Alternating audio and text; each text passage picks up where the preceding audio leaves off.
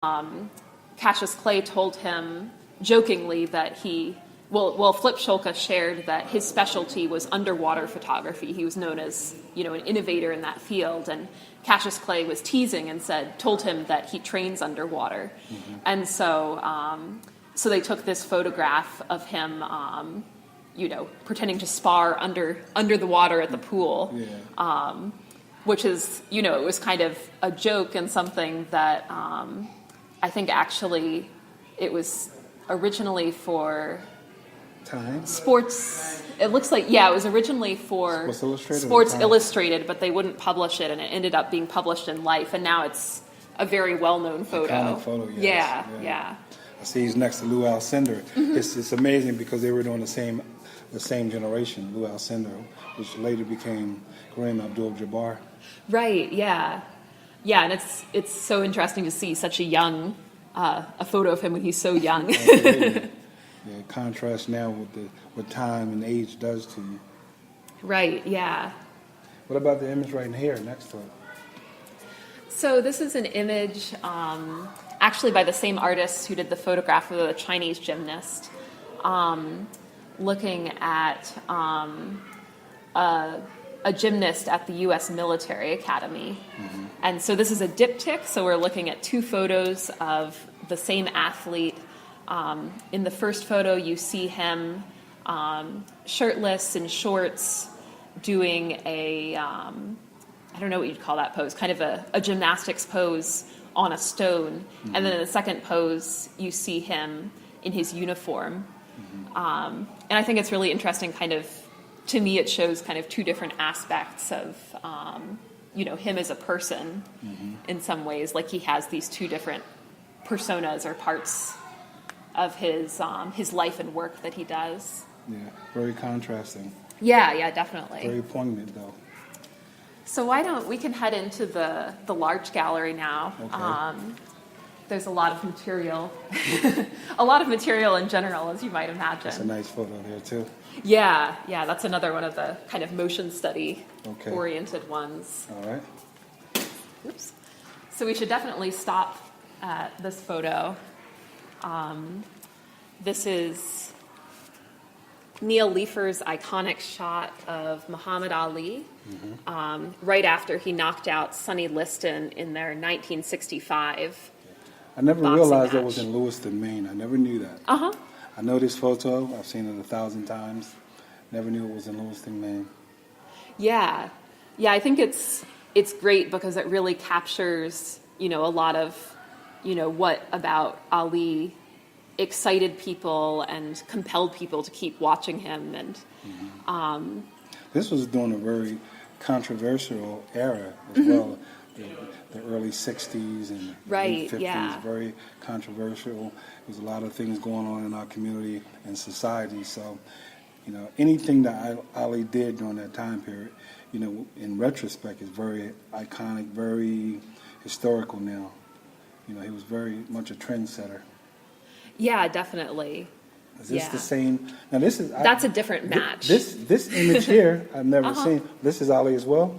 That's also, yeah, after another knockout round.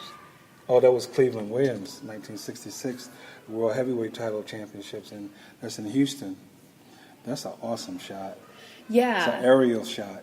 Yeah, both of these photographs by Neil Leifer, the aerial shot is great because you kind of see the whole story of what happened in this match. You can actually see the microphones above. Mm-hmm. You can see the canvas. You see all the journalists around the ring. That's very, very different.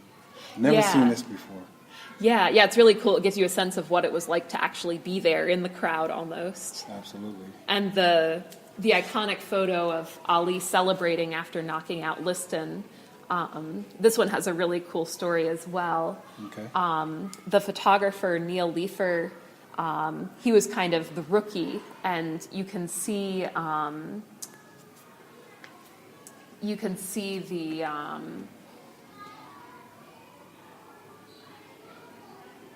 You see all the other photographers around. Yeah, you see the other photographers, including Herb Scharfman, right between Ali's legs. Yeah, I've never noticed him before. Yeah, and so he was actually, he was a better known photographer at that time, but as you can see, he was in the wrong place to take this shot, and Leifer happened to be on the right side of the ring. So Leifer not only got the iconic moment, but he got the iconic photographer as well. Right, yeah. And it's funny because, one theme that comes out in this exhibition is how sports photographers have to compete with each other as well, and kind of the demands of their job. Right. And so that's something you see throughout the show. That's awesome. Where are we venturing into now?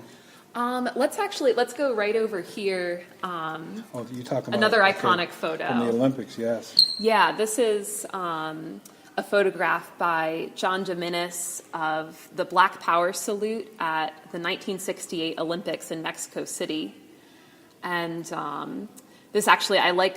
It's so close to the Ali photo. It's really nice because Tommy Smith was actually. He wrote a letter to Ali shortly before his death saying how inspirational Ali's activism was to him. Nice. In taking part in this protest at the Mexico City Olympics. Mm-hmm. And I think, this is a moment where sports history and cultural history and art history all kind of come together. It's sort of meshed, right? Yeah, it's such a simple image. What's happening is, very simple. You see the men silhouetted against the black background, the dark background of the photograph. And it's so powerful because of that. Right. Very nice. Yeah. So what is this right here? This is like an ongoing... Yeah, so the exhibition includes several digital slideshows. Okay. And these show photographs that aren't included in the exhibition, but, add additional material. Yeah. So they were excluded, or they just were presented in another format? Just, presented in another format, yeah. Definitely gives you a different perspective. Mm-hmm. Looks like they're stretching and a lot of water images. Yeah. Very cool. Yeah. What's this here? This whole slideshow on this iPad is a series of images from an album from the 1936 Berlin Olympics. Okay. And this album was actually, the photographer dedicated this to Adolf Hitler. Okay. And her goal in taking these photos was to essentially support Hitler's agenda. The idea that of the superiority of certain races above others, that kind of thing. Right. Okay. Very nice. Oh, this is a lot of Olympic images here. This is an Olympic moment that went wrong here. Right, yeah, so this exhibition, or this section of the exhibition, the whole section is actually images from various Olympics, and the curator Gail Buckland emphasizes that the Olympics are also kind of like the photographer's Olympics too. It's a huge event in the sporting world, and for photographers who need to capture images, it's also a huge event. And they have to be physically ready to drag their equipment around and elbow other people out of the way and get in to get the shot. There's a huge amount of competition there.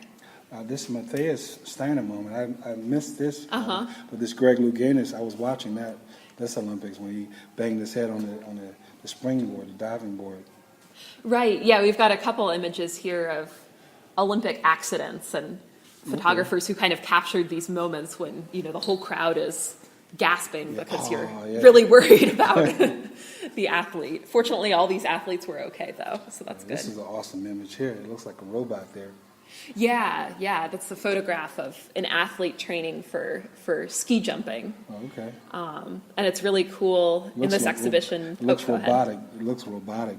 Yeah, the way his ski suit is just so shiny. Yeah, absolutely. Yeah. This is another interesting image of him, the diver going off the diving board, the platform. Right. Yeah, I love these two photographs next to each other because the two bodies are almost in a similar pose, even though it's two different sports, two different athletes. Right. It's a cool visual pairing. Right.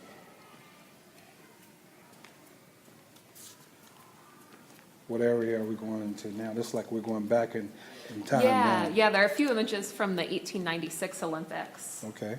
Yeah. Yeah, and so in this section over here, there's also a section of the exhibition that's dedicated to amateur athletes. Okay. Before we get to that, sure. explain this to me here. Justify just won the Triple Crown. So what is this image here of Edgar Prado? Yeah. So this this image by Heinz Klutmeyer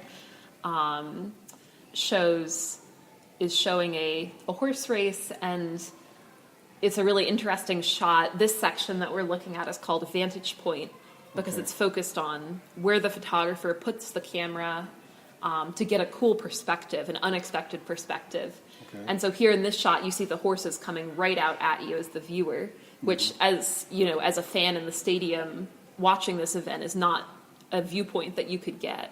Mm-hmm. Very nice. Yeah. So now we're going into the amateur section now?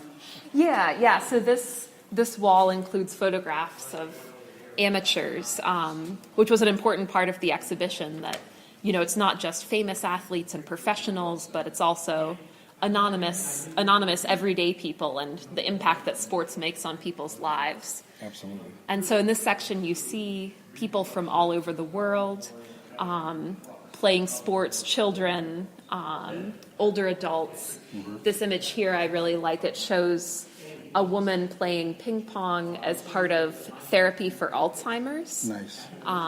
That's a program that this particular program in LA.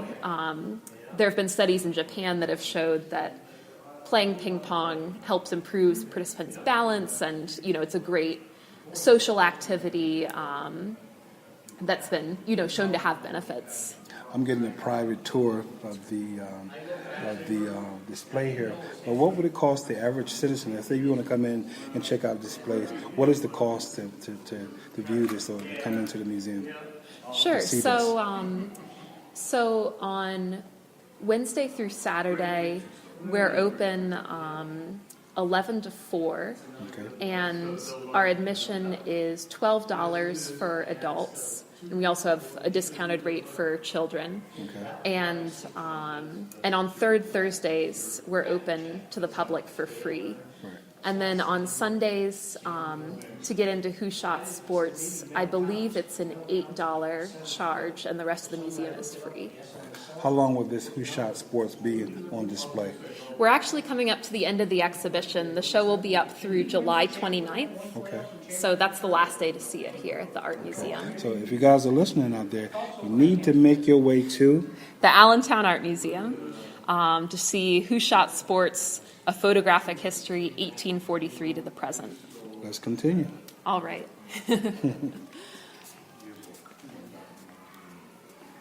So in this section, you can see photographs of kids who are cool shots right there. Yeah, this is an amazing shot of. They're in the desert. Yeah, children playing in Yemen. Nice. You see them playing on stone ruins that make this really amazing backdrop and also look really fun to play on. that shot come kicking a soccer ball off of that ruin looks like it's at least 6 foot high, 5 feet, 6 foot high. It's an awesome shot. Yeah. Looks like it's in the desert. Yeah, definitely. Yeah, and it emphasizes, you know, that sports, it's not just professional athletes and people who have, you know, access to the most fancy equipment and up-to-date fields and all of these things. It can just be, you know, people out in the backyard, wherever they can find space, having fun. Okay. All right, let's proceed. Yeah. The greatest rivalry in sports are the Celtics and the Sixers back then, Chamberlain against Russell. Oh yes. What's this image right over here? That's interesting. Kids. Yeah, this is an image of a synchronized swimming competition, and these are young North Korean swimmers. Okay. Who's the photographer here? So this is by an American photographer, David Gutenfelder. Okay. And so I think this is really interesting just because, you know, North Korea is in the news a lot right now, and there's just so little that we're able to know about kind of daily life, and this shows a very, you know, kind of a staged moment, but also like a spontaneous moment of recreation as well. Okay. Nice. Yeah.